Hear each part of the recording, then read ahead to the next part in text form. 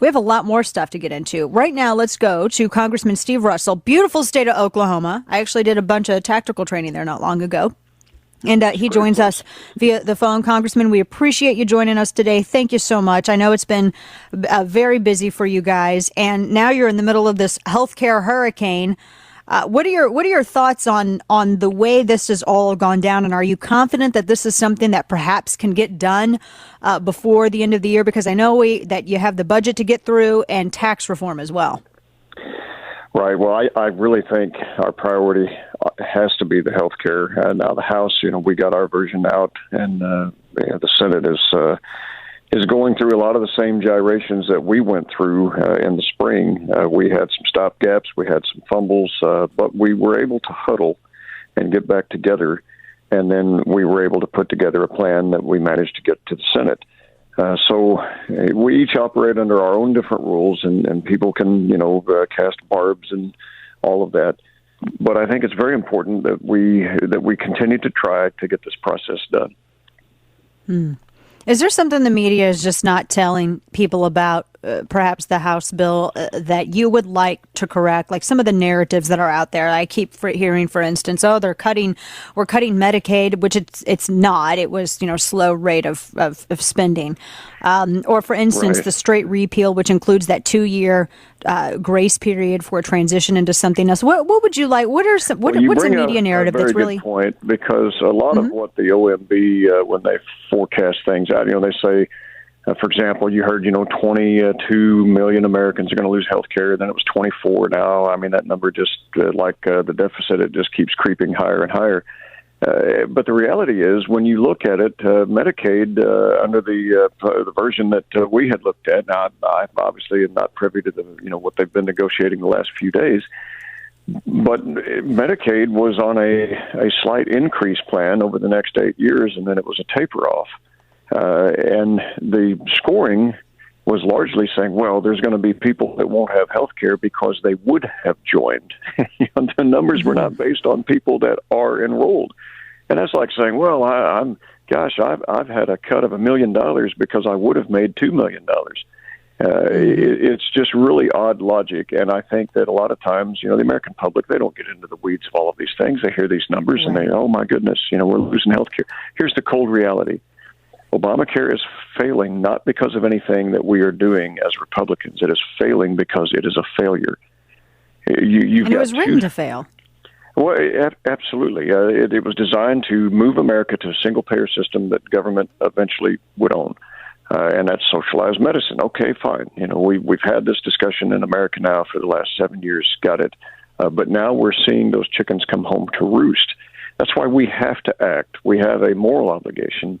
It's not something that we want to play barbs and say, oh, look, it crashed, or, the other side of the aisle saying, oh, it crashed because of what you're doing. We've not changed anything. The law has just taken effect. So we have to intervene, and obviously what is working now is nothing. One provider or no providers in states. You got, 1/3 of America that has no provider in the counties across the United States. This is serious stuff. So I am, I think we just need to ask the American people, for those that are still inclined to do so, we need to pray that the Senate actually can huddle, especially with the news, with our colleague, Senator McCain. Maybe it's time for a little bucking up and teamwork and say, maybe we ought to get something done. We just right, exactly. Let the Senate be the Senate. Quit attacking them and, reporting every little breath they take. That becomes very frustrating to those of us that try to work things. It's like a minute-by-minute play when anybody that's worked in politics, whether it's state, local, or federal, the sausage grinding is not pretty, but it tastes good once you get it on the plate. That's a good way to put it. You mentioned the budget as well. Nancy Pelosi was asked about that earlier, and she said she slammed the any proposition from the GOP, the 10-year blueprint, and she said that it is supposed. She said, "quote This is supposed to be a budget that prevents the spread of violence. Instead, they have a budget that stirs it up," referencing military spending.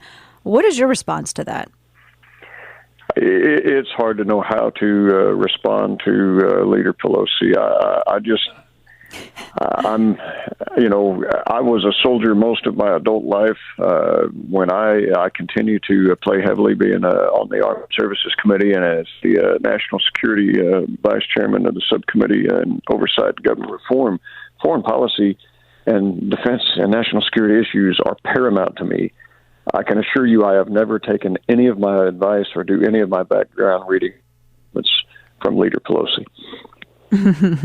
One of the other issues, in addition to healthcare and the budget, of course, and tax reform, that Congress is wrestling with right now, of course, is the privatization of air traffic control. Yes. And this. It feels like this is a conversation, Congressman, that we've been having for such a long time, because I don't see any problem at all whatsoever trying to come up with something to have a legitimate privatization of air traffic control. There's all kinds of ways to do it.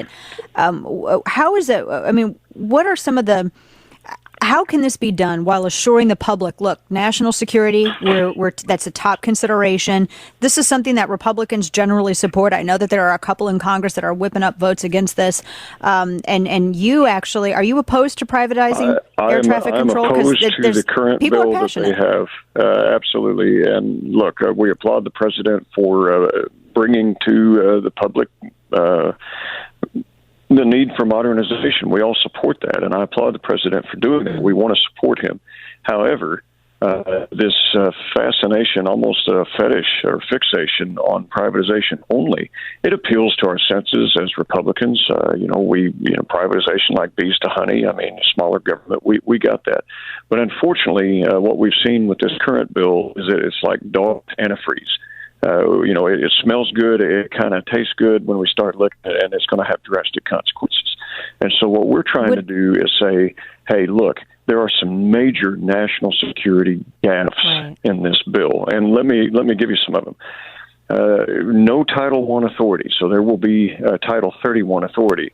What does that mean? That means that Congress will have no fiduciary oversight, and yet they still demand appropriations from Congress.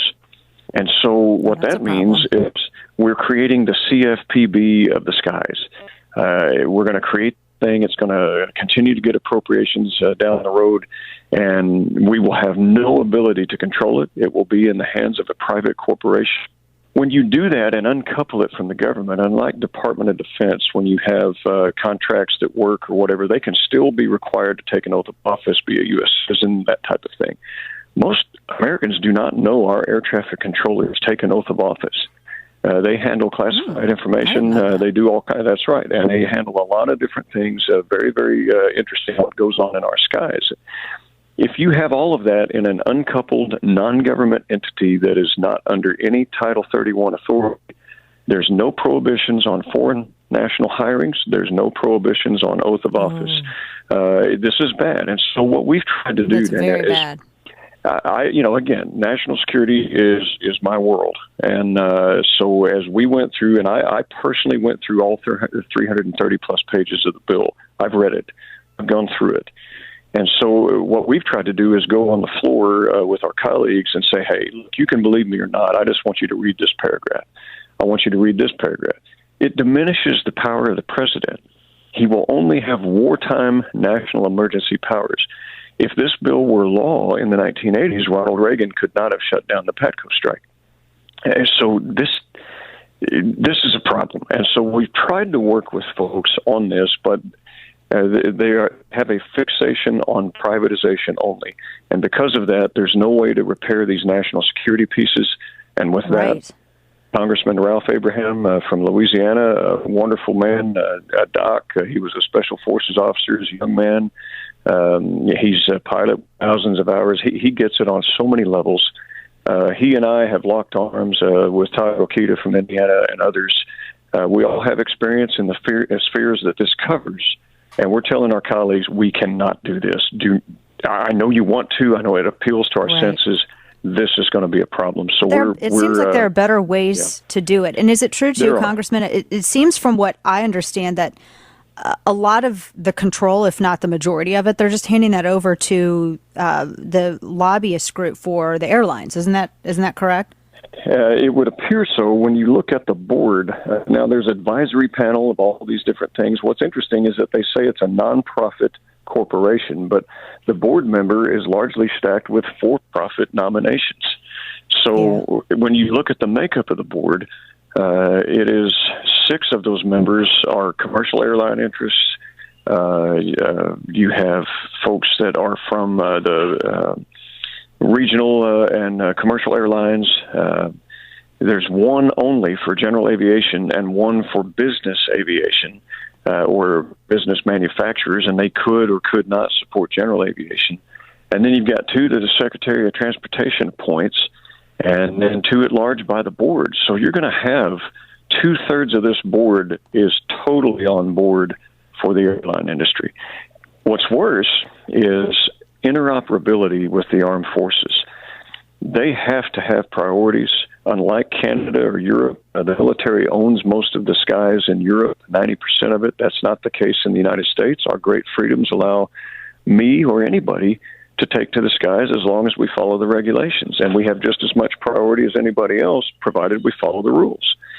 And so we're very concerned about all of these things, and we do not want to breach these national security issues with a privatization. I don't think any American wants to make us less secure and our military less interoperable and our spectrum. Not. Yeah, and so we're not. Look, I hate being, within our own conservative ranks. Chairman Schuster, but you're not opposed to privatization. You just not to interrupt you, Congressman. I'm sorry, but you're not opposed to privatization. It's just this what I've seen proposed is more cronyism than it is actual privatization. I mean, there's better ways to do this, and it's not like there's some major crisis right now with air traffic control where we have to shove something through. I just keep thinking back to Obamacare. I mean, that's what happened the last time we decided to ram something through Congress without actually giving it the space that it needed to be heard and to be poured over the way you have. Well, and, what I would say on the privatization, I think there are 3 areas that the federal government does have a moral responsibility to our citizens, because we, the people, grant the powers of the government to the people. Back. The people grant the federal government their powers. But they expect things like national defense, national intelligence, national aerospace to be secure. Those are things that we as individuals can't do. We have to do them collectively. And so the federal government, like Abraham Lincoln said, might have a role. So we cannot privatize our national security. We cannot privatize our national defense. We can do contracts, but it's still under Title 31 authority. It's still with oversight of Congress. It's still with the powers of the purse. It's with all of that. They don't want to do that with privatization. And as long as they hold the no Title 31, but we still want appropriated dollars and we don't want government to have any say, I don't see how we can relinquish our national security interests with privatization. I agree with that. Congressman Steve Russell from Oklahoma, thank you so much for explaining that to everybody so succinctly. You need to be out there more often. I love the way you put things. Well, I appreciate it. Thank you. Thanks so much. Good to have you.